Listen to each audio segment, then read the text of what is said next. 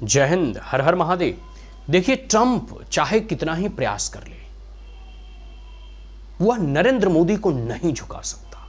Point number 1, Trump के tariff के बाद भारत का शेयर मार्केट उछाल पे गया है और अभी तो जीएसटी बचत उत्सव जो है प्रारंभ ही हुआ है। दिवाली और दशहरा का क्वार्टर आने दीजिए। ट्रंप ने जो ये H1B वीजा के ऊपर इतना लाख का जो है एक प्रकार से कह सकते हो रिस्ट्रिक्शंस लगाने का प्रयास किया है, इसे भारत चैलेंज के तौर पे नहीं, अपॉर्चुनिटी के तौर पे देख रहा है। हमने कई बार और कई वीडियो में, कई प्रसंगों में, कई जो है वाद विवाद की चर्चाओं में इस बात की चर्चा की है कि भारत के जितने भी टॉप IITians होते हैं वो अमेरिका चले जाते हैं, वो दूसरे देश चले जाते हैं। क्यों? वो इसलिए चले जाते हैं क्योंकि उन्हें लगता है कि वहाँ एक अच्छा जॉब अपॉर्चुनिटी मिलता है, अच्छा पैकेज मिलता है, हम वहाँ जाकर कमाएंगे और बहुत सारे जो है धन को अर्जित करेंगे। लेकिन उन्हें यह नहीं भूलना चाहिए कि भारत की सरकार और भारत के संसाधन उन्हें एक IITian बनाने में खर्च हुआ है। लेकिन फिर भी जब भी आपको अपॉर्चुनिटी मिलता है, आप ऐसे अपॉर्चुनिटी को लेने का प्रयास करते हैं और जाते हैं। और इससे भारत का जो इंटेलिजेंस है, अब जैसे कोई IITian है, वो उन्होंने IIT किया, अब चाहिए कि जो इनोवेशंस हैं या जो उस एक पौधा है, सीडलिंग है, जो तैयार होकर पौधा बना और जब फल देने की बारी आई तो उसे कोई दूसरा जो है फल का मालिक बन गया। अब जितने भी IITians वगैरह होंगे या जो भी IT या AI सेक्टर में जो भी अमेरिका वगैरह में काम करते हैं, क्योंकि इतना टैरिफ लगा दिया गया तो स्वाभाविक सी बात है बहुत लोगों की जॉब चली जाएगी। वो भारत में ही रहेंगे, भारत में नए स्टार्टअप करेंगे, भारत में वो एक इंडस्ट्री और फैक्ट्री और नए नए इनोवेशंस का एक कल्चर क्रिएट करेंगे।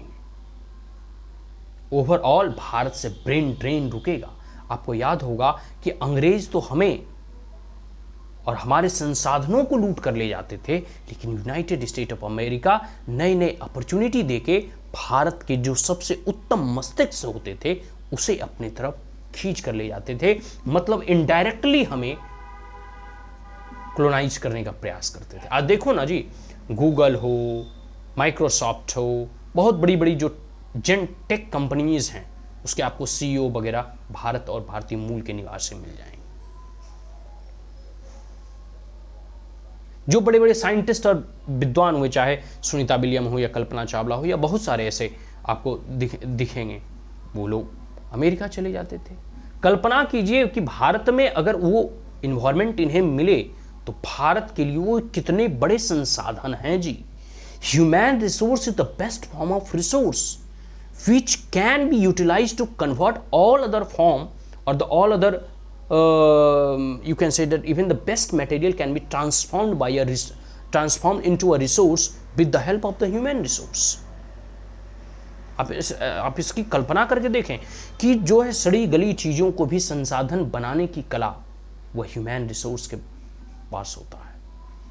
और भारत के पास तो इतने संसाधन हैं जी, और भारत एक अपॉर्चुनिटी वाला देश है, एक अवसर और संभावनाओं से भरा हुआ देश है। तो H1B1 वीज़ा के ऊपर जो इस प्रकार के पूरे के पूरे डोनाल्ड ट्रंप ने जो है एकदम साइन किया एंड सो ऑन, तो प्रधानमंत्री नरेंद्र मोदी ने स्पष्ट कह दिया कि इसे चुनौती के तौर पर नहीं देखें, इसे अवसर के तौर पर देखें, इसमें अवसर तलाशने की प्रयास करें। भारत अपने आप में 145 करोड़ का देश है, यहाँ एक पिन भी अगर आप बनाएंगे तो सभी चीज़ें हाथों हाथ बिक जाएंगी।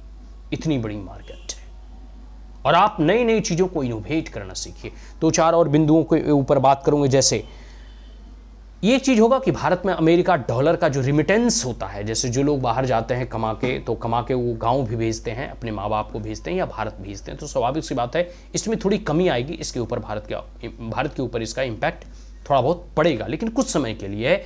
India's economy now able to tackle all this type of stuff. Bharat की अर्थव्यवस्था इन सारे जो है चीज़ों को टैकल करने के लिए जो है उनके पास सामर्थ्य है। अगर अमेरिका इस प्रकार के चाहे टैरिफ लगाए या H1B वीज़ा के ऊपर जो है इस प्रकार के नए जो है रेगुलेशंस को जारी करे, तो इससे भारत टैकल करने में सामर्थ्य है। थोड़ी बहुत इसके ऊपर कुछ दिनों में जो है इसका प्रभाव पड़ेगा, लेकिन फिर भी भारत इससे निजात पाने में सक्षम है। दूसरा है कि अमेरिका के ऊपर इसका क्या प्रभाव पड़ेगा, यह अमेरिका डोनाल्ड ट्रंप को अभी ज्ञात नहीं है। आप इस बात को याद रखिए, भारत के जितने भी IITian या भारतीय वहां जाते थे, लगभग 100 में से 71 व्यक्ति भारत का होता था। H1B वीज़ा के तौर पे जो है वहाँ जाते थे, और कुछ जो है 11-12% जो है चाइना का होता था, एंड कुछ और भी देशों का, कनाडा वगैरह का होता था। इनको लग रहा है ना कि इससे भारत को नुकसान हो जाएगा और अमेरिका को बहुत फायदा हो जाएगा, ऐसा बिल्कुल भी नहीं है। भारत को तो नुकसान होगा, लेकिन वो नुकसान बहुत कम होगा और भारत इसकी भरपाई कर लेगा। लेकिन अमेरिका को इससे कितना नुकसान होगा यह अमेरिका खुद नहीं जानता है।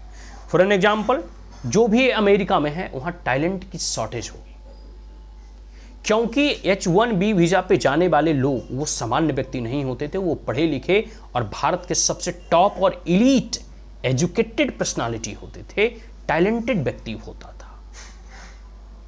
और टैलेंट की हर जगह कद्र है, इस बात को आप याद रखिए।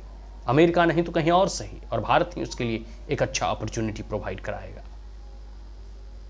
तो भारत को, और जितने भी भारत के जो यहां से ब्रेन, जो टॉप क्वालिटी और इंटेलिजेंस से भरा हुआ जो ब्रेन कुआं ड्रेन किया जाता था, उस पर प्रतिबंध लगने से वहाँ अच्छे टैलेंटेड और स्किल्ड पर्सनालिटी और पर्सन्स की जो है शॉर्टेज होगा, और इससे उसकी अर्थव्यवस्था, इनोवेटिव और इनोवेशंस के जो फील्ड है, इसके ऊपर नकारात्मक प्रभाव पड़ेंगे। आप आने वाले समय में इसका प्रभाव अमेरिका के ऊपर कैसा पड़ता है ये आप देखिएगा।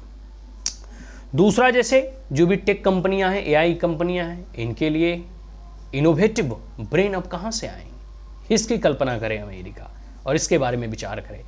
यहाँ स्टार्टअप वगैरह भी अमेरिका में रिड्यूस होंगे, क्योंकि जो भी ये लोग बड़े बड़े IITians या जो भी टॉप कॉलेज और यूनिवर्सिटी से क्वालिफाई करके जाते थे, स्वाभाविक सी बात है वो कुछ ना कुछ अमेरिका में योगदान करते थे, नए इनोवेटिव आइडियाज़ या स्टार्टअप्स लेकर वहाँ जाते थे। अब ये सब सारी चीज़ों का शॉर्टफॉल होगा अमेरिका में। इसके साथ साथ जो है कॉस्ट अप भी होगा, और स्वाभाविक सी बात है कि अब जैसे जैसे इन लोगों को वहाँ अपॉर्चुनिटी नहीं मिलेंगे, एक रिस्ट्रिक्शंस क्रिएट करने का जो प्रयास किया गया है, तो स्वाभाविक सी बात है अब अमेरिकी कंपनी को यही लोगों से अगर काम लेना होगा तो अधिक मूल्य पे इन्हें हायर करना होगा। ओवरऑल अमेरिकन कंपनी का इससे investment cost will going to increase manifold. ठीक है, तो अमेरिकन कंपनियों को भी इससे नुकसान होगा आने वाले समय में, आप देखिएगा। साथ साथ जो है अमेरिकन कंपनी इतनी भी मूड और बेवकूफ़ नहीं है डोनाल्ड ट्रंप की तरह। अमेरिकी कंपनी, और अब तो MNCs का युग है, मल्टीनेशनल जो है कंपनी का जो है दौर चल रहा है, ग्लोबलाइजेशन का ही रहा है। आने वाले समय में देखिएगा यह अमेरिकन कंपनी अपने किसी भी प्रोडक्ट को सिर्फ अमेरिका में मैन्युफैक्चर या जो है तैयार ना करके, बल्कि इसको आउटसोर्सिंग करने का प्रयास करेंगे। मतलब जिस लोगों को H1B वीज़ा के तहत जो है अपने देश में एंट्री नहीं दिला सकते, वैसे तमाम चीज़ों को करने वाले या वैसे तमाम प्रोडक्शंस यूनिट को अपने अमेरिका से बाहर दूसरे देशों में इस्टेब्लिश करेंगे, आउटसोर्सिंग, और वहाँ ऐसे तमाम स्किल्ड पर्सन्स को वहाँ हायर करेंगे और वहाँ से वो काम चलाएंगे। ओवरऑल कहने का मतलब है कि भारत को कम, अमेरिका को इससे ज़्यादा नुकसान होगा। भारत के रिमिटेंस वगैरह कमेंगे, और जो हमारा talented brain, multi talented brain जो अमेरिका जाता था वह रुकेगा। तो इससे ओवरऑल इनडायरेक्टली प्रॉफिट भारत को ही होगा आने वाले समय में, और डायरेक्टली नुकसान जो है अमेरिका को होगा। तो भारत जो है एक अपॉर्चुनिटी वाला देश है, डेमोग्राफिक डिविडेंड भारत के पास है, इतना बड़ा कंज्यूमर बेस है, और प्रधानमंत्री नरेंद्र मोदी अभी स्थिर सरकार प्रोवाइड कर रहे हैं, नए नए स्टार्टअप्स और बिजनेस के लिए लोन प्रोवाइड कर रहे हैं। अनगिनत आपने ऐसे कीर्तिमान को सुना होगा कि भारत में नए नए स्टार्टअप्स जो है खुल रहे हैं। तो स्वाभाविक सी बात है इससे ओवरऑल बेनिफिट भारत को होने वाला है, इससे ओवरऑल जो है बेनिफिट इंडिया को होने वाला है, भारत देश को होने वाला है, क्योंकि हमारे जो top elite class talented brains जो हैं उसका अब ड्रेन आउट नहीं होगा भारत से। भारत के द्वारा तैयार किए गए पढ़े लिखे युवा और टैलेंटेड और स्किल्ड पर्सन्स अब भारत के लिए ही काम आएंगे। तो यह चुनौती नहीं है, यह हमारे लिए कोई बहुत बड़ा चैलेंज नहीं है, इससे घबराने की जरूरत नहीं है, यह हमारे लिए अवसर है। चुनौतियों में अवसर खोजने की कला प्रधानमंत्री नरेंद्र मोदी हमेशा कहते रहते हैं। आज के लिए इतना ही। आशा करता हूँ ये वीडियो आपको अच्छा लगा हो तो आप हमारे चैनल को लाइक शेयर और सब्सक्राइब कर सकते हैं। Also press the bell icon. जय हिंद, हर हर महादेव।